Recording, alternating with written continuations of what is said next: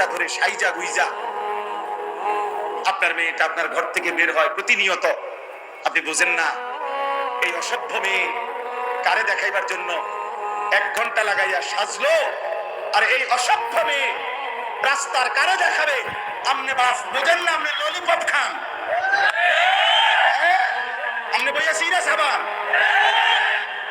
আপনি সিরা সাবান, আপনি বুঝেন না।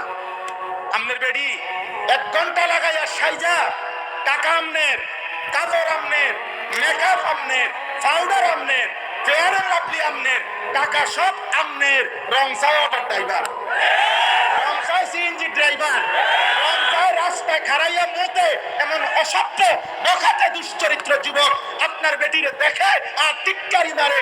এই মুসলমান এত বড় বেগায়রত আত্মমর্যাদাহীন কেমনে হইবি বাপ বেটা? তুমি কোন পুরুষ না? তোর স্ত্রী কেন বেটা বাইরে বাইরে হাঁটবে বেটা? বেপরদা বেটা, তুই বেড়াইতে বেটা, চিরানি খাও, বাচ্চা চলো না। আত্মসম্মান কোথায়? বেডি আমার বউ, বিয়ে করলাম আমি, রংসা মাংস বেকল কোথাকার বেটা বের বের করে বের বের করে বেগায়রত। সোজা কথা,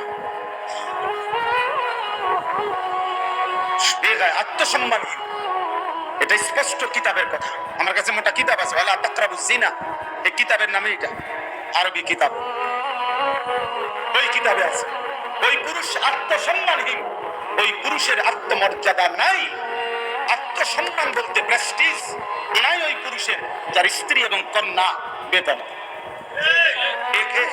কোনো আত্মসম্মান বাচ্চায় আর ঘুম যা পেশাবে ধরলে পেশাব করে, ঘুমাইলে হইয়া লাগে, আপনি ভাতে খাইবেন, আপনি বেডি মানুষ আপনার মেয়ে টোটো করে করে আপনি বইয়া বইয়া বম খান, চা দিয়ে ভিজাইয়া আপনি বম খান,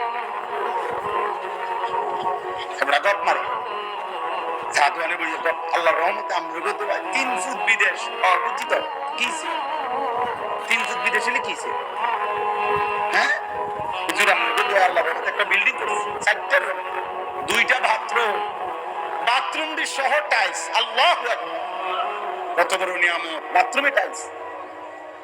ওনার পূর্বপুরুষ মাটিতে পেশাব করতো, আল্লাহর দয়ায় এখন উনি টাইলসের মধ্যে। আল্লাহু আকবার, আল্লাহ কামিয়াব, আপনি কামিয়াব, আপনি সেরে গেছেন, আপনার হাত মরলেও দুঃখ নাই, আপনি বলতেন পারবেন না যে টাইলসে মরতে আইছি। মুসলমান কি শুনাইলেন, কি শুনাইলেন মুসলমান? এটা নিয়ে একজন ইমানদারের বলার বিষয়, টাইলস দিয়ে মুসলমান বলবার কথা বিষয় বলেন। আপনি তো বলবেন আখিরাত, আপনি তো বলবেন আপনার সন্তানের ইবাদত, আপনি তো হিসাব দিবেন আপনার ঘরের পর্দা, আপনি তো হিসাব দিবেন আপনার ঘরের মানুষ 6 জন, আল্লাহর কোরআন পড়তে পারে কয়জন এটা বলেন মিয়া? আপনার ঘরের মানুষ 6 জন, ফজরের নামাজ পড়ে কয়জন সেটা বলেন মিয়া? আপনার ঘরে আপনার বউ, ছেলের বউ, মেয়ে মিল্লা মহিলা আছে 8 জন, 6 জন, 4 জন, পর্দা পুশিদা মানে কয়জন? এই মুসলমান এটা বল, এটা বলো, তাদের হিসাব দিও না, টাইলস মাইজ দেখাই এটি কিত্তা কর, এগুলো বলো কেন? আত্মমর্যাদা চাই। রাসূলুল্লাহ সাল্লাল্লাহু আলাইহি ওয়াসাল্লামের একজন বিখ্যাত সাহাবী সাদ ইবনে উবাদা, নবীজির সাহাবী, মদিনার আনসারদের সর্দার ছিলেন তিনি। সাদ ইবনে উবাদা উনি একদিন সাহাবাদের এরকম মজমায় নবীজি বসা,